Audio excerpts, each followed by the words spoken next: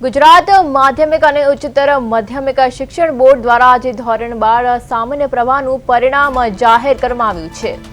આ વર્ષે રાજ્યનું કુલ પરિણામ 92.71% નોંધાયું છે, જે ગત વર્ષની સરખામણીએ 1% જેટલું ઓછું છે। આ વર્ષે પણ દીકરીઓનું વધુ પરિણામ છે, જેમાં વિદ્યાર્થીનીઓનું પરિણામ 95.41% રહ્યું છે। જિલ્લાવાર પ્રદર્શનમાં 97.88% સાથે ડાંગ આહવા જિલ્લો રાજ્યમાં પ્રથમ ક્રમે રહ્યો છે, જ્યારે અમદાવાદ શહેરનું પરિણામ સૌથી ઓછું એટલે કે 87.10% નોંધાયું છે।